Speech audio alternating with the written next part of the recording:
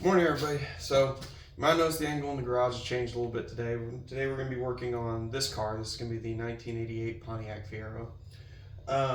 You might remember in my original video that we talked about this one's been parked up a while. This one's been sitting up for a year and a half, maybe almost even 2 years, and really it's been parked primarily for brake-related issues. Some of that's really because these vehicles, so we can get a Fiero history if we ever want to, but basically the short version of it is these cars were produced from 84 to 88, that's 1984, and General Motors built most of the cars out of the parts bin, basically, whatever was common on other GM vehicles from 84 to 87. But 1988, they decided, well, we're going to try to re-engineer a bunch of the suspension and the brakes. We're going to do a bunch of special stuff to try and make this thing a little nicer, a little better, fix a lot of the complaints the old car had, in the hopes that maybe we can create a second generation or drum up enough interest for that. Well, what ended up happening was the car went out of production and it never saw the light of day. And so a lot of the parts on these vehicles were only used for like a year, and maybe produced by aftermarket companies for auto parts shops for maybe 2-3 years after that. So in particular, it's an issue with the brakes. And a lot of the suspension, really, front wheel bearings and some other stuff. But basically, the brakes on the back of this car are unobtainium. The only way to get calipers, really, there's a couple sources. You can either go through the Fiero store, which is an online website. Those ones you can order without sending in a core, but it's going to cost you quite a lot of money. These are a little cheaper. These come from Calipers.com or something like that. I can try putting a link in. But basically what they do is you purchase the calipers from them, and then they require you to send them in. They get them. Once they have them and confirm that these are rebuildable cores and they're the correct calipers, they'll send you other replacements. So it's a long turnaround time, but you save a little bit of money. And I've taken a peek in the boxes. They seem like nice stuff. I'll bring them up on the bench and we'll take a look at them in a minute. But basically that's why this car's been parked. It had some other minor drivability issues. Most of that's been addressed by this point, but it was parked primarily for brakes. So it's now been parked and sitting here on stands for at least a year, maybe longer than that. So job one today is see if we can get the brakes reinstalled on the back. I've already pulled them off, and with that, I didn't film that, but I'll take you through putting them back on and just some basic brake stuff. Hopefully we can get it back on the ground. We can get a battery charger on it and see if we can get it cranked up today. And I think there's a couple other small parts I robbed off of it for the other one because there were some crossover parts, but we can probably get it running today. And we'll go from there. So with that being said, let me grab these parts, let's get on the bench, and we'll take a look at all this stuff.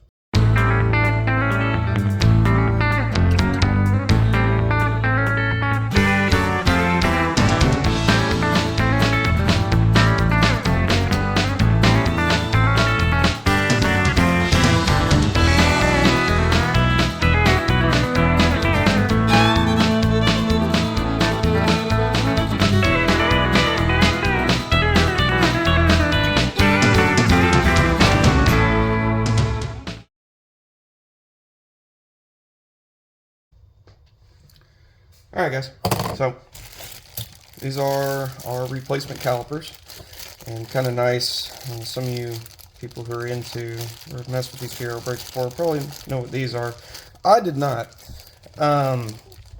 So these are kind of slide pin things that hold the pads in the caliper.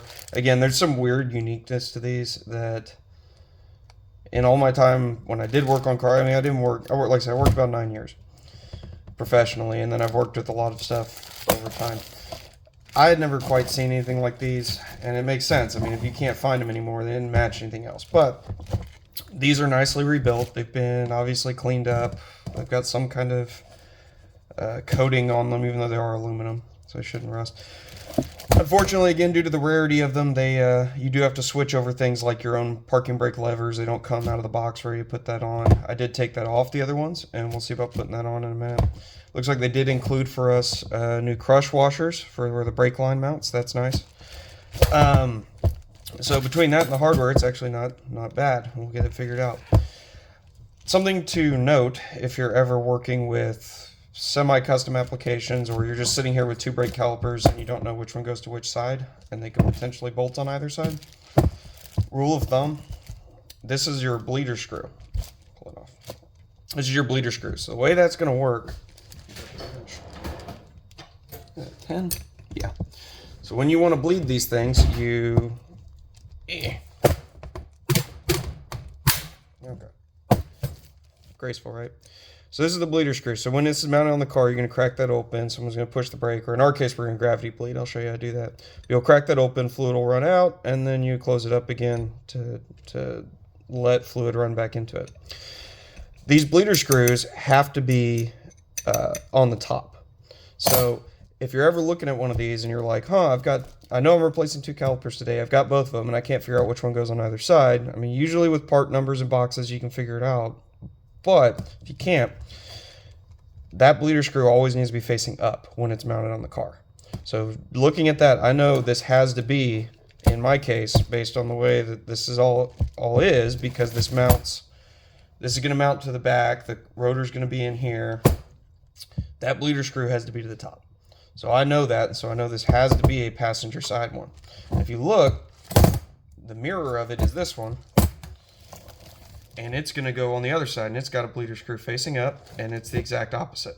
So, I'm not going to bore y'all with mounting the lever and stuff. I'll get that mounted up and get these ready to throw on the car, and we'll see about putting it together. We're going to be doing something a little unrecommended today. We're going to be putting on used brake pads, and part of that is because we're kind of tight on cash right now, but also these are not completely worn out. I can throw these on. These will work for a little while. Really, to be honest, as long as the parking brake doesn't get left on and it driven on, these brake pads will probably last quite a while. So they'll last for long enough for us to get to where we need to be, which is another part of the impetus for why we're doing this. One, we want the car running. We need it running. It shouldn't be rotting. Two, we're fairly certain we're moving to a new house here in a couple weeks, 2-3 weeks. So it would be really nice to be able to drive this over there, not tow it over there. So let me stop rambling. I'll get these parking brake arms put on, get these things set up, and then I'll meet you back over by the car, and we'll start getting these things mounted up, and we'll go from there. All right. So I've got these set up now. This is the orientation that the bracketry needs to be in.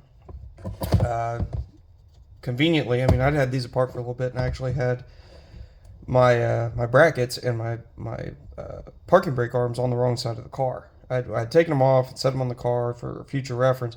Evidently, I'd actually put them on the wrong side of the car. Luckily, they're labeled right and left, as you can see. And so now they're assembled. I would advise if you're doing this, well, actually, not just advise, I don't know how you would do it otherwise. I guess you could put it in a vise, maybe for this one. I did both of these nuts, this nut and this fastener with an impact. It's a little 3/8 one. If you don't own one, I would advise having one. But, so, for this one, it's not as big a deal. You could potentially have chucked this in a vise and then put a wrench on that, took it out, mounted your bracket, and cranked it down. This one, though, I'm going to try to do it with a wrench by hand, like so, and it just keeps turning the lever. Well, that's no good, especially since when it does that, it starts to press the piston out, which, you know, it needs to be pressed back in probably a little bit. Since we're going back to old pads, it's not going to be as critical, but if you had new pads, you need it all the way in. But what I was able to do was take the correct size socket, stick it on there, and zip zip. If you bump it, it would just spin right off. But if you try and do it with a wrench, it doesn't matter how hard you try and do it real quick, it's going to try and just rotate it. So you're probably going to need some kind of an impact on that. It's not because you need a ton of torque, you just need that sudden hit to spin it off. And then it came with, I don't know quite why they did this, but they spaced it out, this nut, I guess just so they didn't overstress it when they put it together with all these, like a random O-ring, a weird rubber washer, and a metal washer. And looking at photos of other cars, they don't seem to have that. And this also gives you full thread engagement on the nut too, and just seems to be the way it's supposed to actually be. So took them off, put them on, and that's now ready to go on the car. So let me go ahead and pick you up. Let's go move over to the vehicle, and we'll start putting all this stuff on, and I'll show you we're gonna go from there. Oh, and when we go over to the car, I'll have the pads in it. That's not real complicated. Basically, these, I can show you with the old ones. Basically, you have these rods, and they're gonna drive in from one side or the other, whichever one they go in easiest. I'm sure someone who's actually technically familiar with this set of brakes would know, I go in from one side. We'll figure it out. They go in case. And then these guys, as you'll put them in here, and you'll drive these guys either from the front or the back through them. And there's a separate little spring here, these little spring clips that will go on these. Actually, they go on the tops, I believe. They go around them, and that'll actually orientate and lock everything into place. But you'll see that in a second. I'll show it to you. Kind of needlessly complicated. I kind of wish they had never done this particular set of brakes, because there's really no reason. The old brakes were fine. They weren't great, but this isn't exactly an improvement. It's just different. So, anyways, enough of my complaining and ranting. We'll go over to the car, start putting this stuff together. Okay. All right, so I've got our loaded caliper ready to go. As you can see, these pads are very thin. One thing I do want to kind of annotate here, because it took me about 20 minutes to figure out how they go. This is the orientation those clips need to be in. So these are the clips over the pads. These are what kind of supposed to be an anti-rattle measure. It's just important that they go in the correct way so they don't gouge anything up or force your pads into the rotor over time and cause it to wear badly. As you can see, these are very thin. We're going to have to replace these probably fairly soon. But again, right now, part of the thing is put it back together, make sure the brakes aren't leaking, and make sure it's drivable so A, it can move to the new house, and B, so that, we proof of concept it works, we can buy some pads later. But that's all installed, so let me show you. All right, so got our rotor here. These are where the through bolts that hold it on are going to go. So just slide it on. Then this is standard for just about any car. Now the specific orientation of every given vehicle is going to be a little different. But this is generally how any caliper on any halfway modern vehicle is going to be installed. They're going to be like this. So, if you're working on a Toyota, you're working on a Chevy, you're working on a Cadillac, it doesn't matter really. If it has a caliper on it instead of drums, this is generally how it's going to mount. You're going to have two fasteners on the back. Now, if you're lucky, unlike me, the vehicle you're working on will have standard six-pointed heads on it, not these ridiculous. This is a T55, and I guess these were in vogue in the time period in the 80s for manufacturers to install pretty much everything that they could get away with these things, and what they do a really good job of is rounding out and causing you headaches. But it was how they built them. So. And what I'm currently bumping into over and over again is the brake line, which I've got clamped with a vice grip currently so it doesn't leak. So what we'll do is I'll show you here in just a second. We'll get that mounted up, and like I said, here in a little bit what we're going to do, I'm going to show you how to gravity bleed. So, and how to gravity bleed the brakes so you can bleed the brakes effectively, or at least effectively enough that you can drive the car without having someone else around. It took me years for someone to actually show me that, and I remember when I was learning how to work on cars at home, no one on YouTube had any videos like that, and maybe for liability reasons, so it is obviously on you, but I'll show you what I do. Make sure those are tight.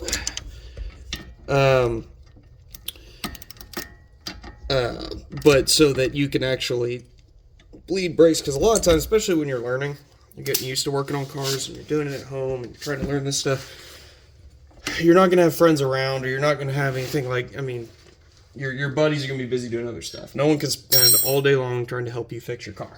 So you're going to have to learn to do it yourself. And honestly, gravity bleeding a lot of times actually works very well. It will work just as well as any other, doing it the quote right way. We'll get into that in a minute. So this is our brake line. It's going to mount on here. Just goes on like that. Now, something to keep in mind also when you're installing brake lines, it's not uncommon when you find a vehicle or you buy a vehicle or whatever, someone at some point has installed this like backwards some goofy way, because people do that.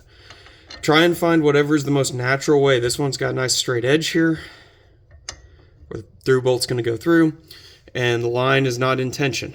It's not anywhere unhappy. It's an important thing, because if you put it together and it's twisted or something, you can cause uneven braking, you can cause premature brake line wear, you can cause all kinds of problems. But, so to install it, we've got our through bolt, which these are special. They're hollow. I don't know if you could see that, but they're hollow, and they've got a little hole at the top.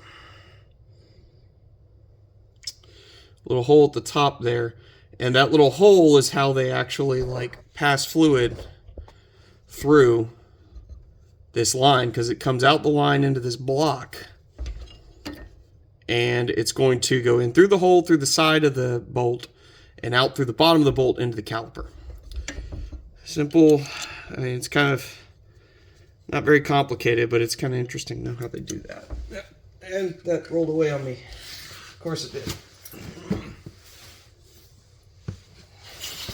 Half of working on cars is being a contortionist and spider webs. Being physically capable enough to get up and down and twist around, do all kinds of things.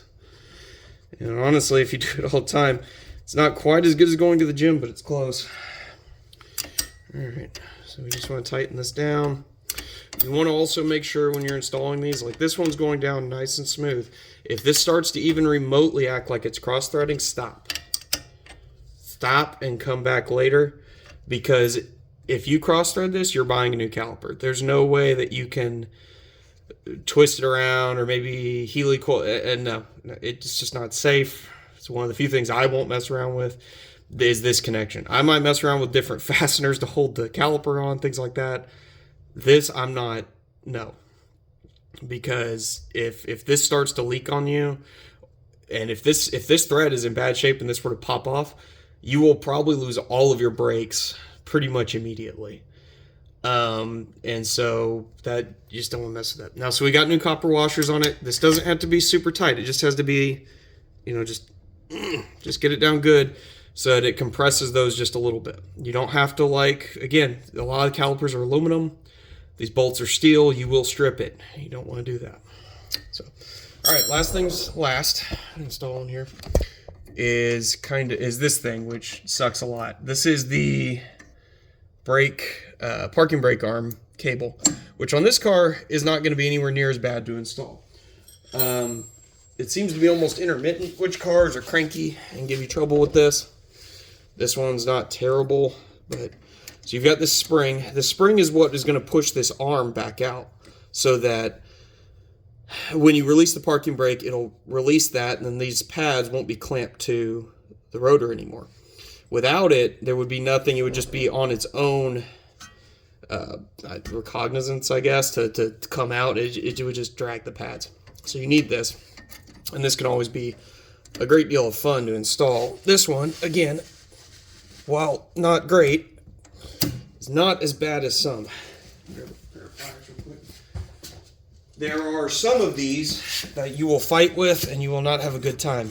Most notably, actually, my older car, the other Fiero next to this thing, I have had significant battles with it in the past. So that's installed now. I'm going to pull it off. Hopefully this line reinflates. It's been clamped for a while. Clamping these lines like this, it's something you can do for a short period of time. It's really been on there too long now. We'll probably still be able to gravity bleed these. If for whatever reason I can't get them to bleed, then it's going to be probably that line. And truthfully, those lines are pretty old. They probably should be replaced anyway. But again, we're trying to do this on a bit of a budget. So you saw that. That's how that went together. So it just slides on. It's got the bolts. Make sure they're good and tight. You've got your through line here for your brake fluid, your actual brake line, so the fluid can get in and run it. We've got our bleeder vertical. Remember, we want that. so that it can actually bleed. Because if this were facing down, you're going to catch air bubbles in here. And we've got our parking brake cable on with its spring. So I'm going to move over to the air side, knock it out. I'm not going to go through all the explanation on the air side. I'll just go ahead and I guess record it while I do that so you can just watch it. And then we'll see if we can move on to bleeding and see if we can get these brakes to actually work. So, all right. So one of the things I wanted to show you, like I was talking about, was gravity bleeding the brakes. Now it's taken a little bit of work. I've done a little bit of work off camera to get it to do what we're trying to do. But let me show you. So what you want to do first things first is find your brake fluid reservoir, pull the cap off of it, see how much fluid's in it. You want to make sure it's full. As you can see by the kind of dark color on this thing, it could do with a flush too, but it's not awful. But you want to make sure you top it off. It's got to be, because also the more fluid you have in here, the more pressure you have as far as gravity for it to be pushing back through the car. Now, all right, so we've got that topped off. Also, be careful with brake fluid. It's bad for paint. Get it on there. Easy thing you can do real quick is just extra stuff to know. If you ever get it on, it's water soluble is, I think, the scientific term. But basically, if you take a little bit of water, a wet rag, or just if you got a water bottle, pour it on the brake fluid on the paint, and it should come right off. Get it off as quickly as you can. But, so I guess we've got that topped off. One of the things I went ahead and did, let me zoom it out. One of the things I went ahead and did was lower the car down. And I've got the battery charger on it now, so you'll probably hear it buzzing occasionally. But I could put the car down on the ground as low as I could. And this is so that we can do what's called gravity bleeding. Now, some vehicles, you don't even have to get it this far down. Some vehicles you do. It's just going to kind of depend. But, so I've got a big floor jack underneath it. And the wheels are off. And as you can see, the back of the car, I hope you can see, the back of the car is a little lower than the front. This means that gravity is going to cause the fluid to run through the lines and out through the actual bleeder screws. I've actually had a great deal of luck over time bleeding brakes, gravity bleeding them, where I've never had to get in and press the pedal. If you have someone around, you could do that. That is obviously the best way to do it. But this gravity bleed, especially if you got time, is really a lot easier, and you can just get it done. A lot of times you can break for lunch and just let it gravity bleed. One of the other things you can do, you can hear that, it's one of the something electrical in it waking up with no voltage. Anyways, this can also be useful for flushing brakes, which we might do a video on at some point. But basically what you're going to do if you're going to flush, you would do the same thing, except you'd have the car level, and of course the brakes already bled. But you would go around and you would crack the bleeders open, put little receptacles under each one, and just sit at the front and bottle feed the reservoir until you've run probably either one of the small bottles of brake fluid through it or half of one of the big bottles. And then you go close all your bleeders, and your brakes there should be no air in the lines because all the fluid ran through the lines and out through the top of the bleeders. And you'll also have actually flushed the brakes where you've actually flushed the fluid in the lines too, which is going to be the most likely thing to start boiling under heat. It's one of the things why, like, one, I don't trust any automotive shop to do much of any automotive repair anymore. But if anyone ever offers you a brake flush, ask them how they're going to do it. And if they give you anything other than basically what I just described, where we are going to actively open the bleeders and flush down through the calipers and through the lines, don't have them do it, because all they're going to do is take a turkey baster, suck the fluid out of the reservoir, fill it up, charge you $150 for it or whatever they do, and send you on down the road. The fluid in the lines was never changed, so your boil point will likely not change, and you'll still basically be driving around on the same brake fluid. That's getting particularly obnoxious. Anyways, let me show you what's going on here, though. My light. All right, so put a light down here on this so we can see it. Grab one of my little wrenches. Okay. So this is your bleeder screw. Like I said, it needs to be up high so you can see it. If I crack it open, fluid starts coming out. And that fluid is, if you notice, there's no little bubbles or anything. Like, I mean, I can scrape it off the top, but there's no bubbles coming out of that. It's just straight fluid. You can see it running down out of the caliper. What this means is, at least for the column of fluid that is coming up right now, there is no air bubbles in it. Now, you know, like I said, go ahead and just tighten it down, snug it, so there's no more fluid coming out. And you take your rag, wipe up your excess, and it should no longer be coming out. So you have now bled this side of the car. Now let's go around to the other side, and I'll bet you, I don't know if it's done it yet. It might still be working its fluid around, but as of a couple minutes ago, it hadn't come out yet. But you'll probably see, no, we're still waiting on this side to come around. But eventually it'll start coming out of there. And when it does, you just snug that bleeder down, and it should be done. I'll jump back here whenever I've got that going like that, and when this thing's hopefully done doing whatever it's doing as it's coming out of hibernation. But that's a way you can gravity bleed. Now again, you need patience for this. It's going to take a while.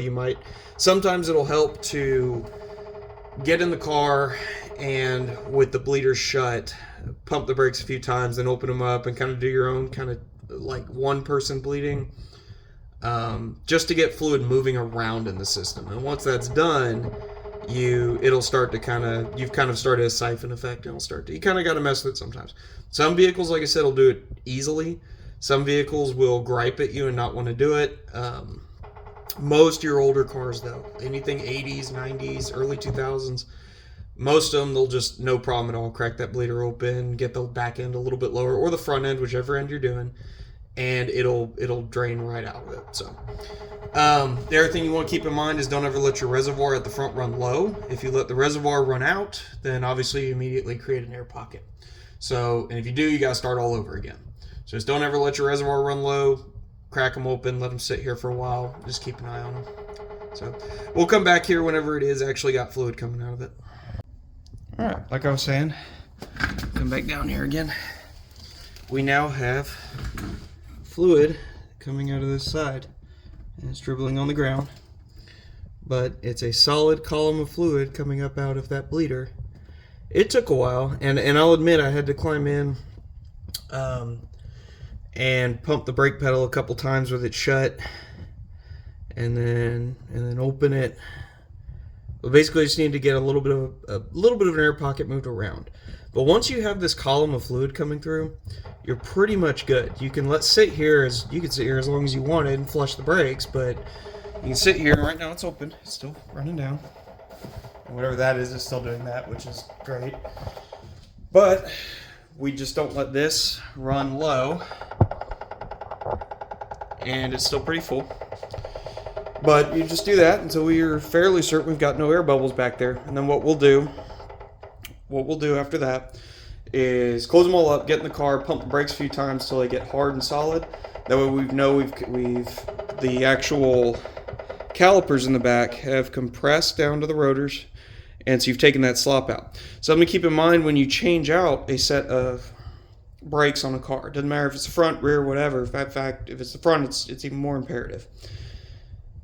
Even if you never touch the brake fluid, you push the calipers in, you change the pads, put it back together. Make sure before you ever try and drive it, go ahead and start it up. So you got vacuum, you got brake assist, and pump the brakes about 3-4 times till you get an actual pedal.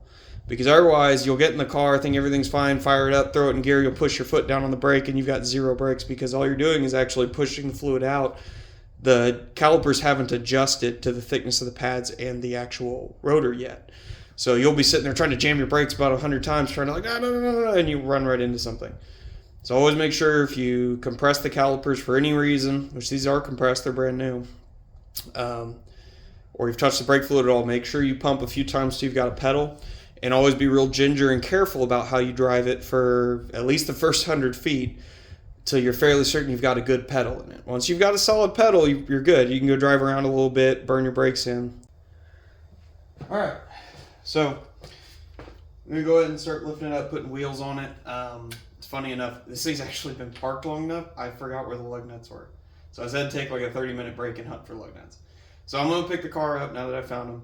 We're going to put the back wheels on it. We're going to adjust tire pressure, things like that. Let this keep charging because it's completely shot and dead. It's been a while.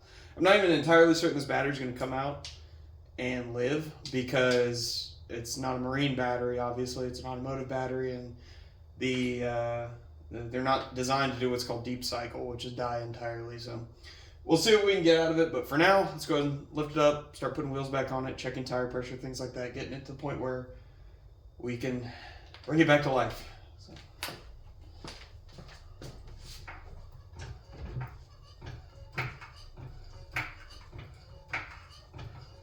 Also, another good point, keep in mind, if you're actually doing this at home, I'm not going to put stands back under this just to put these wheels back on, especially in a tight garage, because you are you and not me. I would advise you put stands under a car. Never be underneath or around anything that can fall on you, particularly a vehicle, without stands. Again, as I say, not I do.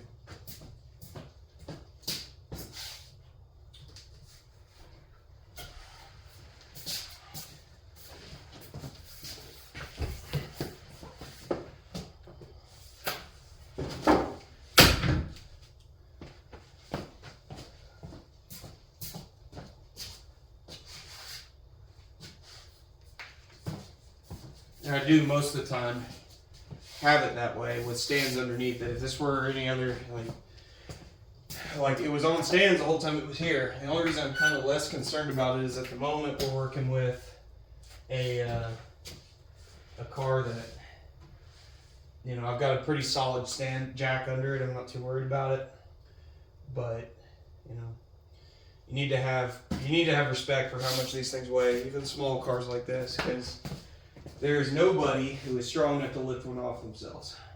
In any reasonable world. I mean, yeah, you got your Andre the Giant, you know, freaks every now and then. That tire's on backwards. Wonder how long that's been mounted wrong. Huh. Well, I think it's backwards. I don't know. So what we got? So what's going on? I don't like that.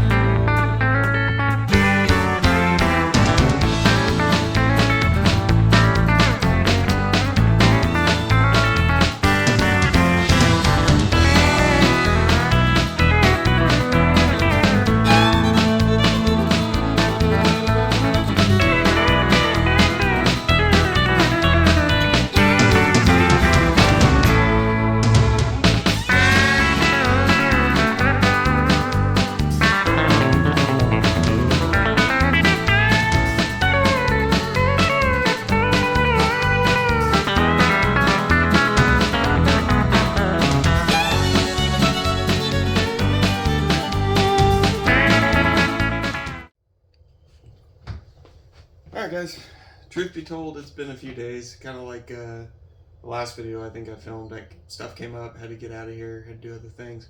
It's a much prettier day now. It's still raining and nasty, but sun's come out, it's not too bad. Well, so what happened last time was I went ahead and I started deciding to try and put the battery charger on here and try and get this thing back to life. I'm fairly certain that battery is completely shot, and the unfortunate annoying thing is I'm pretty sure if we came out here and would have just started it every couple weeks or something just to make sure it kept recharging, it'd probably be okay. I've got kind of a scheme. I'm going to try and get it recharged, but I don't know if it's going to work. Chances are we're going to have to buy a new battery.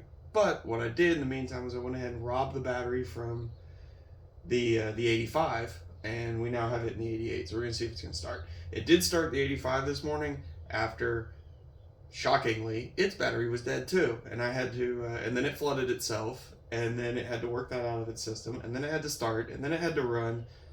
This battery is not great either, but this one, as long as it stays reasonably charged, it's fine. So this battery should be okay. So I'm going to go in here and see if we can start it up. If it starts, we're going to let it idle for a little while, and then we'll take it around the block real quick, make sure it actually runs, make sure it actually drives. We're not going to go very far with it. Really, the only purpose of today is just to make sure that when it comes time to move it to its new house, it'll move. We could drive it over there and it'll be okay. We'll get a proper, no matter what happens to this whole battery, we'll get a proper battery for it, and we'll get it installed, and then the car will actually be drivable. And then we'll probably do, next time there's another Fiero run, I'll do videos on that. So, all right, let me go and see if I can get this thing started.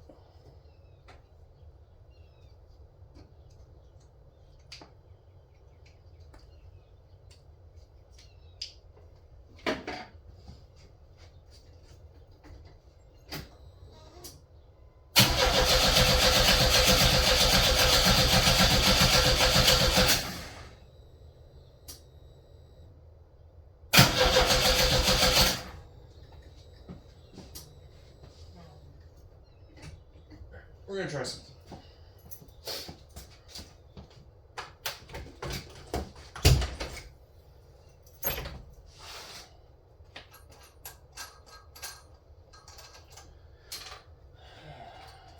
I don't think it's getting fuel. It's got plenty of spark right now, but we're not getting fuel. I'm going to temporarily handle that problem.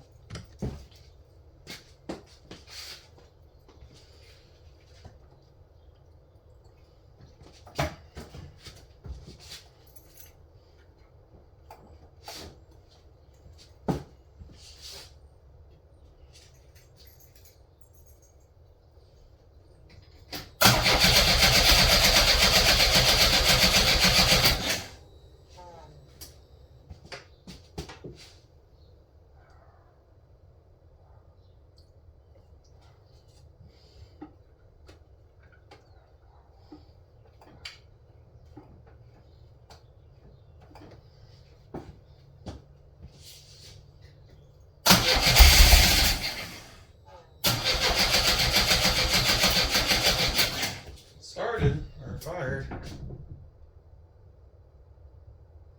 what that weird noise was.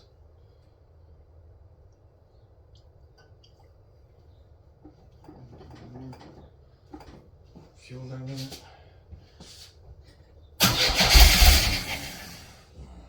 Fortunately, that's someone back here to feed it. Alright, so we know we've got a fuel supply problem. Let me try. Is my fuel relay still accessible? Within reason. Not easily accessible.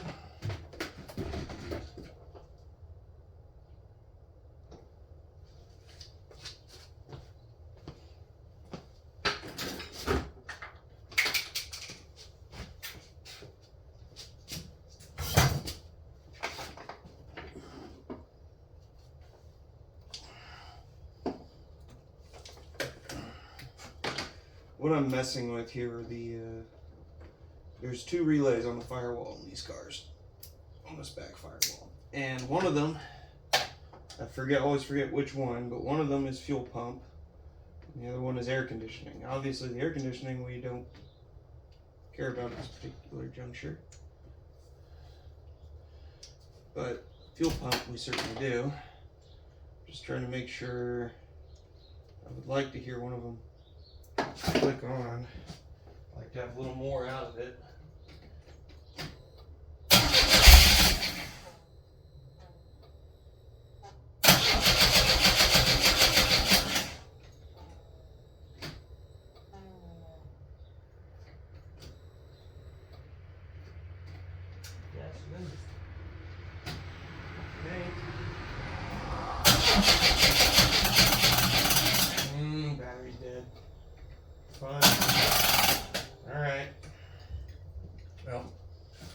we'll keep messing with this. We'll be back here in a minute. Alright guys, so what I went ahead and done is I took our friend the Power Probe. This guy. Here. Starting to look like a huge spaghetti mess over here. Took that and I went ahead and took power from the battery, what little was left, and found out I tested that the fuel pump reload was working, like I showed you on prior videos, and I put I just ran it. Just ran the fuel pump for a solid minute.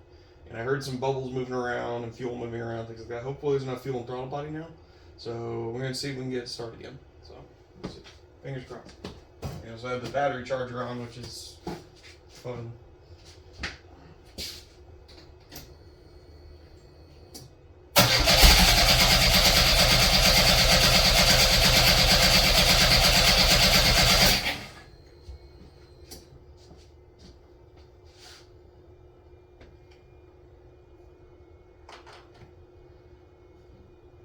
There's fuel pump's coming on. Throttle body works. We've got at least some spark. We've got at least enough spark that we've been running it. I don't think any of these don't look like they're all arcing out or chewed up and going places they shouldn't. Got one worn a little bit. Fix that.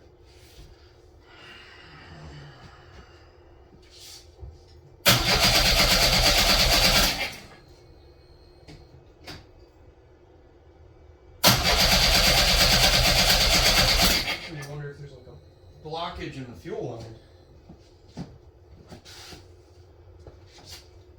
Really strange.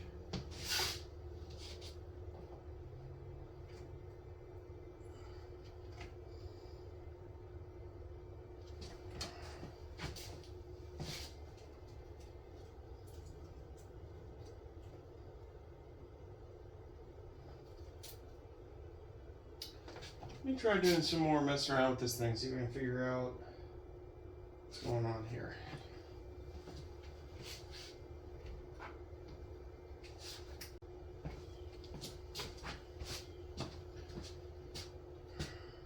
Alright, so there's one more thing I can try real quick. Well, there's plenty of things we can keep trying, but these old ECMs had a setting called flood mode.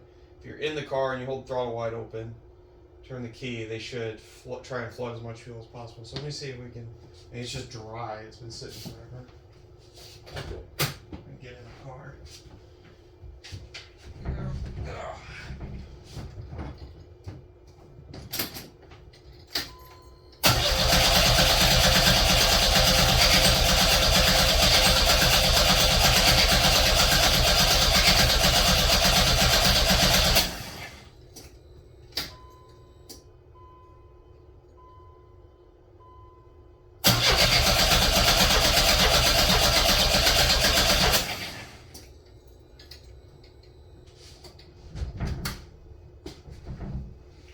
Nope, that didn't do it.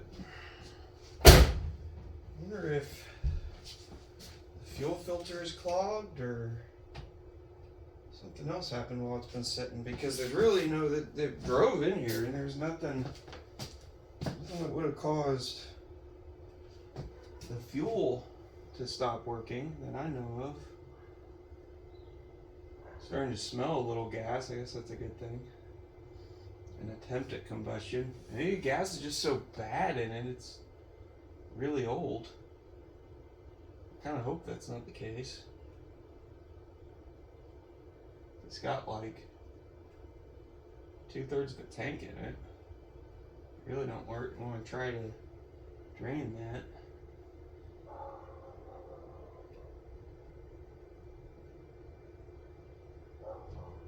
I don't know. Mess with it. I have to see if might actually have to bring that camera over here and see if I see the throttle body spray. So let's check that.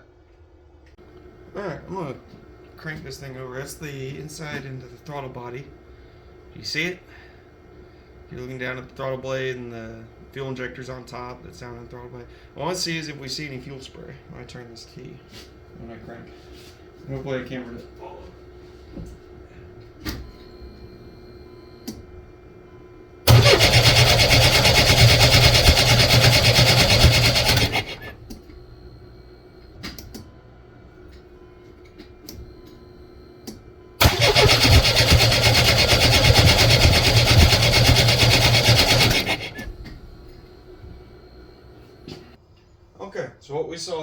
we've got no fuel coming out of that little fuel injector on top.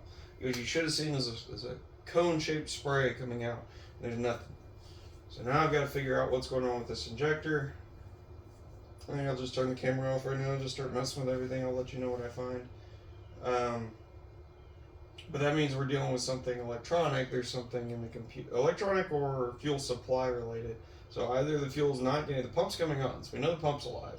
But either something's gone wrong with somewhere between the pump and the actual throttle body, or something is commanding the injector not to spray fuel. At this point, I'm really not sure which I would rather it be, because both of which are not fun to diagnose. So I'll get back to you in a minute. Let me see what we can figure out here. Alright guys, so I wanted to bring you over here for what I'm actually messing with.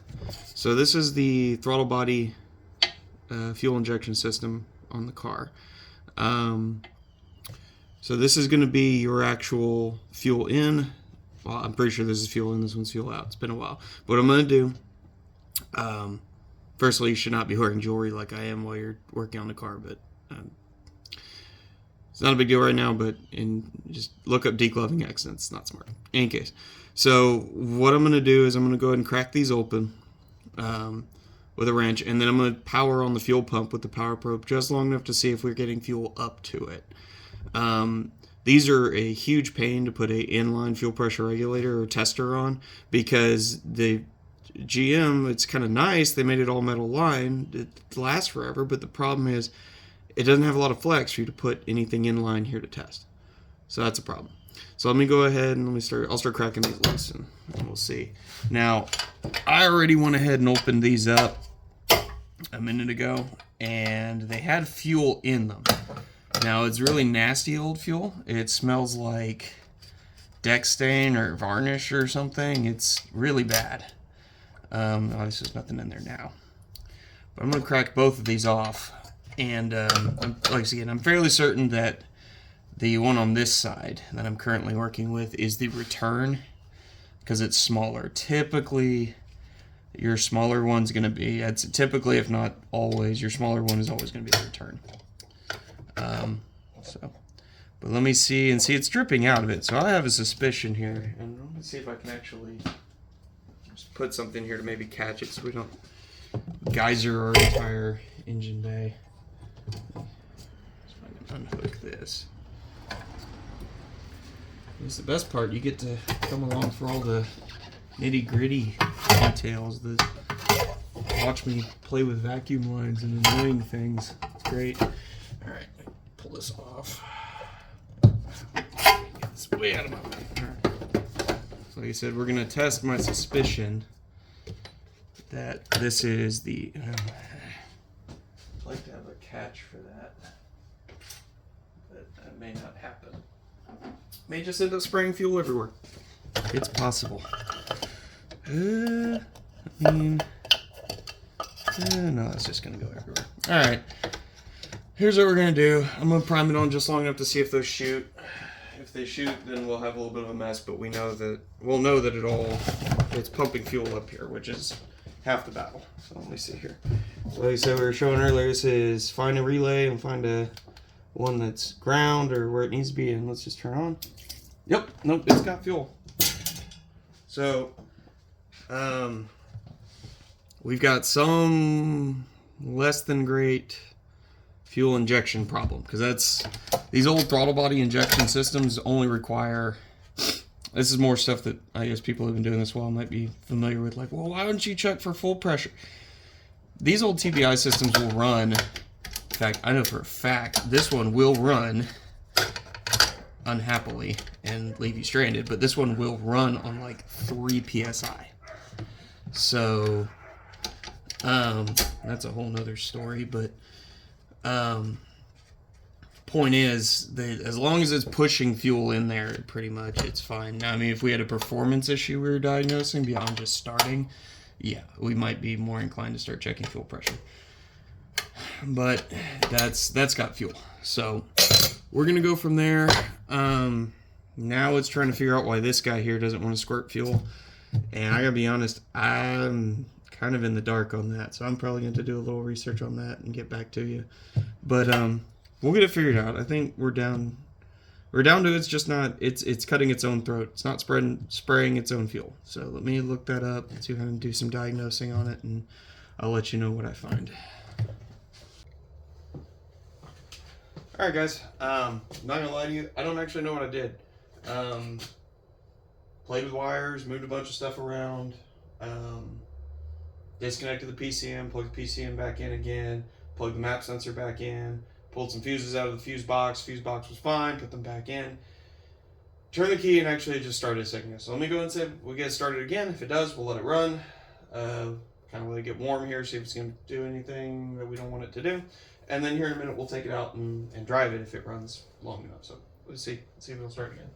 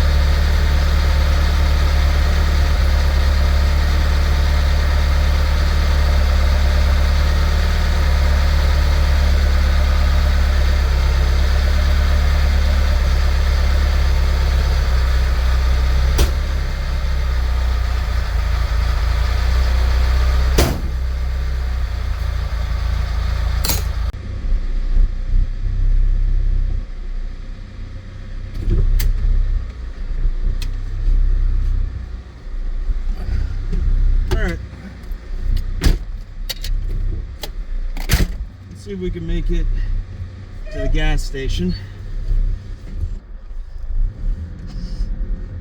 Let's see what the brakes even do. I'm not liking the way those feel right now either. Like I said, you want to pump them. Let's see how it does. Let's just get out of the driveway. Let's see if that works.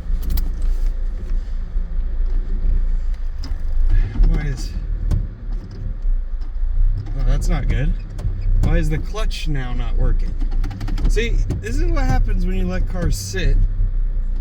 That's not going anywhere. Okay. Alright, so I guess we're dealing with that now.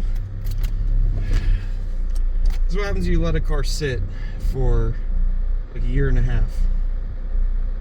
Yep. Alright. Well, let's take a look at that, see what's going on there. Alright. So here's where we're going to start now. So I came out here. Now, unfortunately, you're not going to see because I did this before. But I pulled this cap off. I looked at the side. It looked fine. It is not. There was staining on the side that looked like it was full. This was bone dry. So that means now this vehicle has developed a clutch fluid leak, or it had a very slow one. And either way, it has leaked out in the time it's been sitting. So hopefully, what this means is that parts will have to be replaced. But hopefully, we can bleed it and make it work long enough for what we need it to do so that we can achieve the purposes we need to. Which again, is get this car to its new home. And then we can go from there. So let me find a flashlight real quick. We'll take a look at that clutch slave. So what you have in a clutch system, or hydraulic clutch system, is you have a clutch master and a clutch slave cylinder. And that's the guy down there is the slave. So let me see if there's any fluid buildup or anything underneath. Ah, that's convenient. I don't see any fluid under it. So what we're gonna do is, let me find my flashlight again. But I'll show you, we're gonna gravity bleed this one too, because you can usually do that. And we'll see if we can get a clutch pedal in it, and then we'll see if we can go put gas in it. Alright. So I've got the wrench on the bleeder valve for the clutch slave cylinder, so let's crack it open. Yeah. Let me work on that. Might have to actually use a long ratchet. 12 mil, so at least we know that. Grab an extension.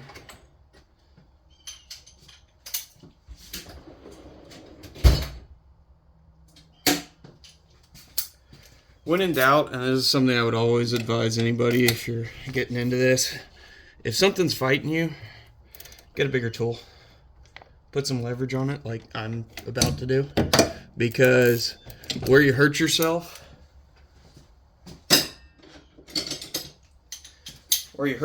doing this is trying to do jobs with tools that are too small. And I realize that sometimes that's just how life works. You gotta work with what you got, but at the same time, if you're fighting with tools that are too small or not strong enough to do the job, God, that's bad. It really should not be tight like that. If you're fighting with tools that are too small or not able to do the job, you're gonna hurt yourself. Things are gonna break, things are gonna slip, things are gonna hurt you. So I'll keep an eye on this for a little bit and see if fluid starts to run out there. These things are notoriously hard to bleed, and I'm just hoping to God we can get it bled, because I'm not looking forward to dealing with this. Me and lots of other people have had like multiple day battles with these clutch slave cylinders and getting fluid out of them and getting air out of them, and I don't like that. That bleeder should never have been that tight. I'm concerned someone cross-threaded it or something at some point, and before I owned it. And so, all right, well, enough of my ranting and complaining. I'll get back with you as soon as we got something to show. All right, guys, it might be a little hard for you to see. Let me see if I can kind of disrupt the flow a little bit. But we have brake fluid coming out now. So we are flush. We are gravity bleeding now. You can see. You can't see from where you're at. The limitations of these cameras, but you see that filled up now. So we got fluid coming out. Now my only concern with this is I had to wrench that thing out of there, and it went back in straight, but it's going into aluminum, and I don't like having to tighten that thing as hard as I'm having to. So I'm hoping and praying that this works. Also, you can see the fluid coming out is disgusting. So I'm hoping, I'm just gonna let it keep bleeding till I'm out of brake fluid to put in it. And then we'll hope for the best. I don't know that I've got another one of these slave cylinders on the shelf if something goes wrong with it. And I know I don't have a master. So we'll see where we can get to on this. This should be the last thing that keeps it from driving, but who knows? We'll see. Alright, so I'm going to try and bring you along for a little bit of the bleeding process. Let's see how this camera stays in place. But basically, I've got this bleeder screw loosened up enough now, thank goodness, that it'll move freely. And what I'm doing is go up front with this shut. I make sure the reservoir's still got fluid in it. I've done it a couple times now. We're still working on it. So I get to focus there. I don't know if I'll get it to.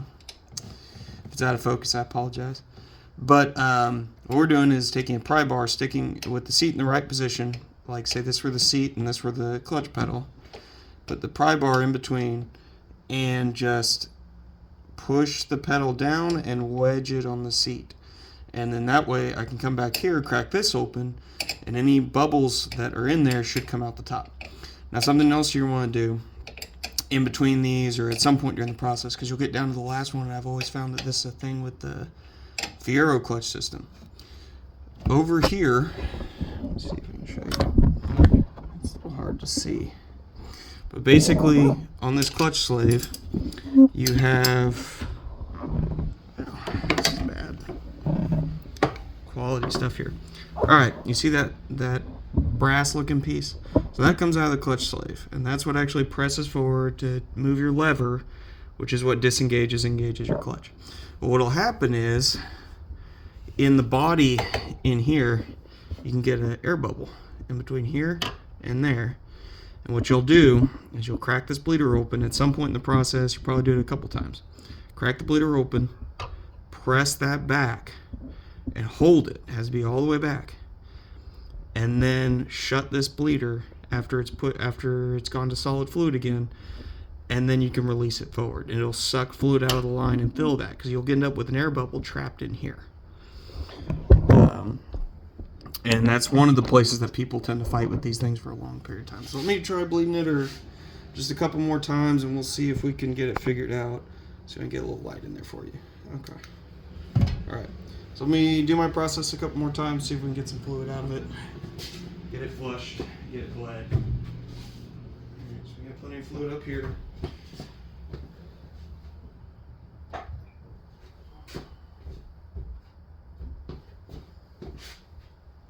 And you will probably now start seeing that little arm actually move if it's in frame back there. So.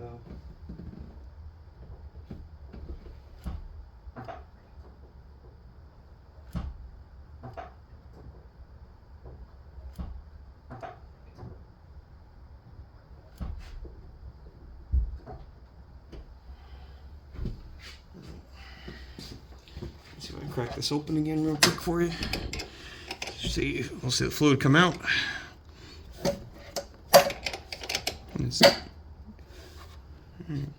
So let it sit here for a second, let some fluid run out of it. You can probably see the way it comes up out of it. Now we're not getting any air bubbles out of it now, which is a good thing. That implies to me we're actually probably pretty much there. And I'll see if I'll show you that thing with the armature up here in a second. But we're probably most of the way there, mostly because I can tell this thing does have a clutch pedal in it again, so to speak. You push the pedal and there's a little bit of resistance. And the clutch in this car has always been pretty light. Again, being a 4-cylinder doesn't particularly need a whole lot of clamping force.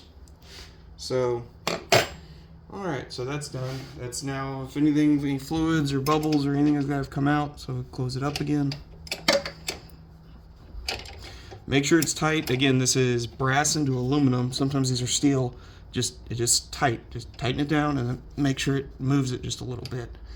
We're not trying to strip out that master, because if you do, or that slave cylinder, because if you do, you're replacing it. There's kind of like the rest of the brake system. It's not as much of a safety issue, but you're probably not gonna be able to helicoil it or anything like that. It would be cost effective, make more sense just to replace the whole thing, which is easy-ish, except you're having to bleed it again. And they do cost, I haven't bought one in a few years, but they're at least, you're talking $60 to $100, something like that, by the time you're done. So,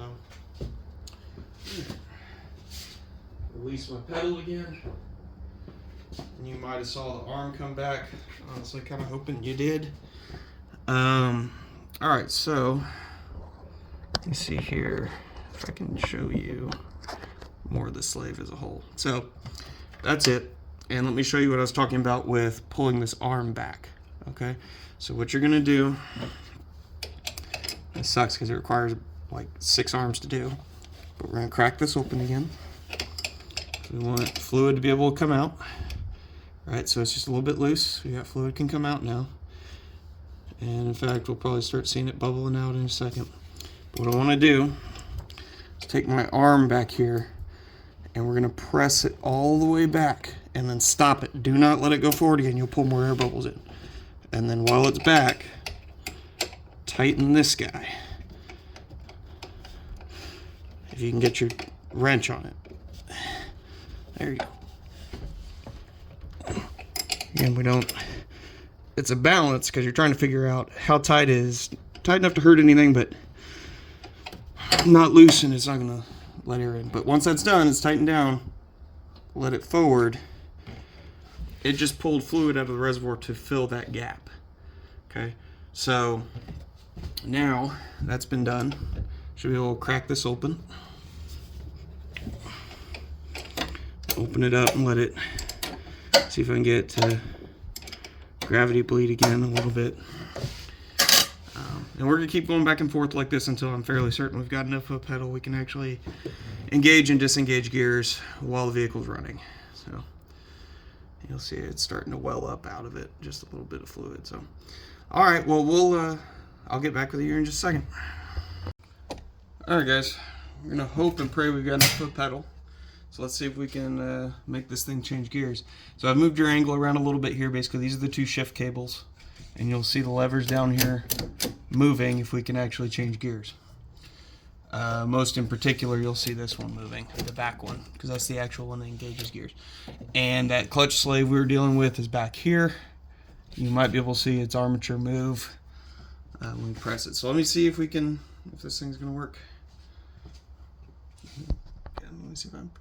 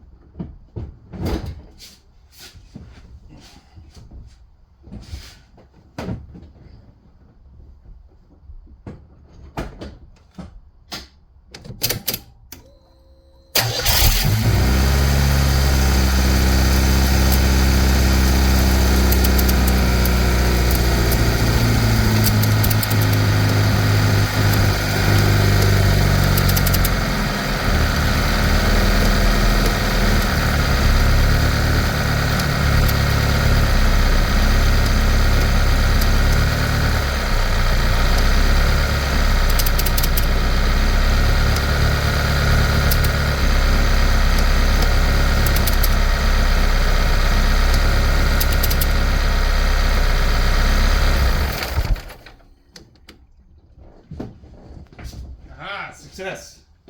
Alright. So you probably saw the gears shifting around, everything moving again. So now hopefully we should be able to change gears and actually be able to drive this thing. So let me move the camera around and we check the brake fluid level, make sure we're not hemorrhaging it anywhere on the floor in such a way that it's dangerous for us. And we'll see if we can go put gas in this thing again.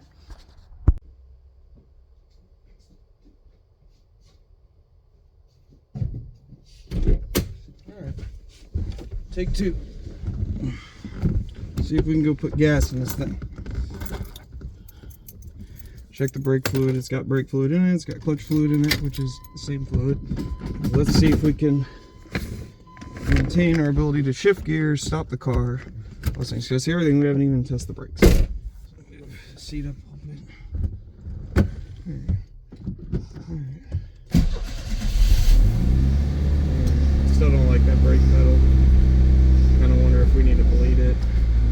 Let's get out here and see. First time moving in a while. Alright. Okay. It does have brakes. I don't think I like them. They're probably enough to drive it. Just a little bit. They're also going to be probably a little corroded over from sitting. Let's see if this thing will drive. Ready? Second gear. So we'll take it over and put some gas in it. Yeah, I think we're on front brakes only, to be honest. Just drive it really daintily. And we'll see if we can bleed the rear ones later. Gravity bleeding works, but sometimes it'll bite you. And if you've seen anything while trying to get this thing running, it's that it will find a way to fight us. And the speedometer's not reading anymore, which is fun.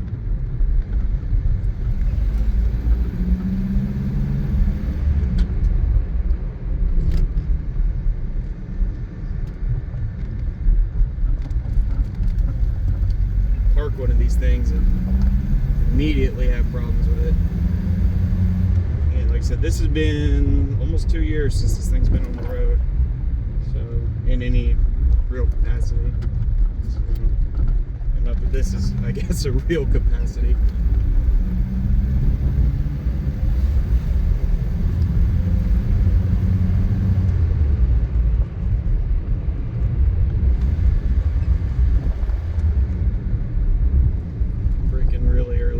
trust these brakes at all. I have to get in there and deal with them.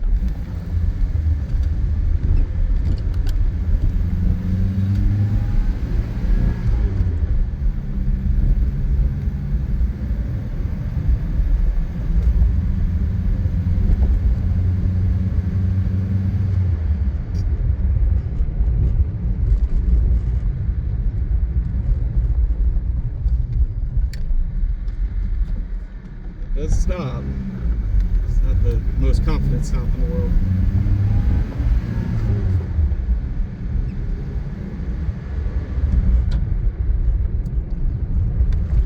Engine's running fine though. That's a good thing. Take what I can get.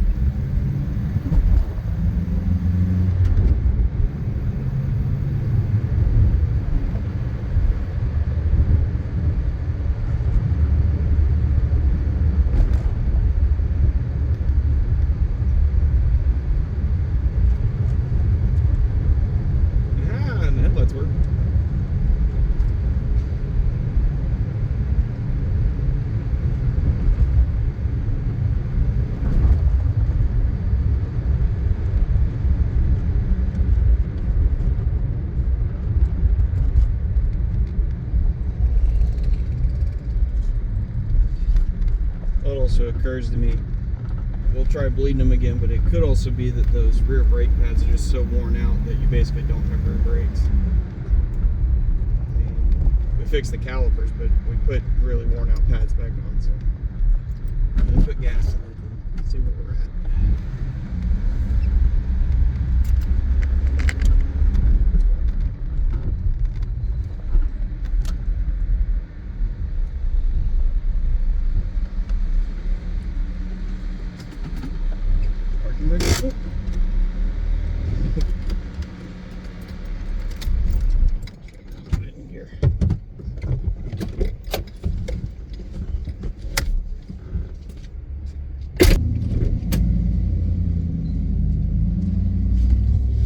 Alright, it took 4.5 gallons of fresh gas. It's a good thing.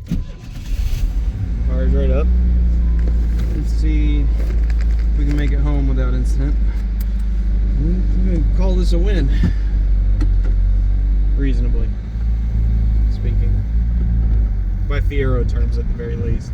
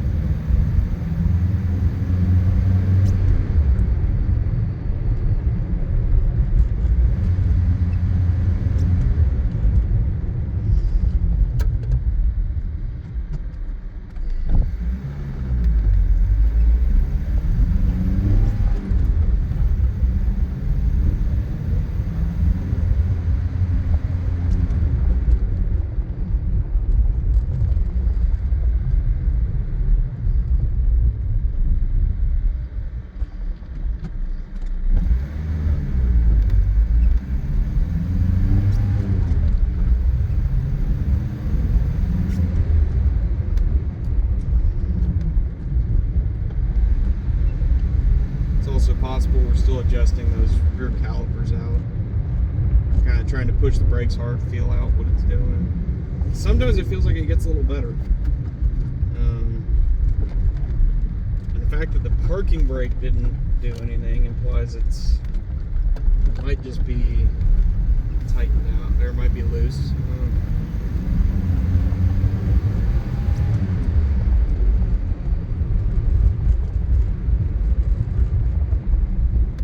Because now we're starting to grab higher up like we're supposed to.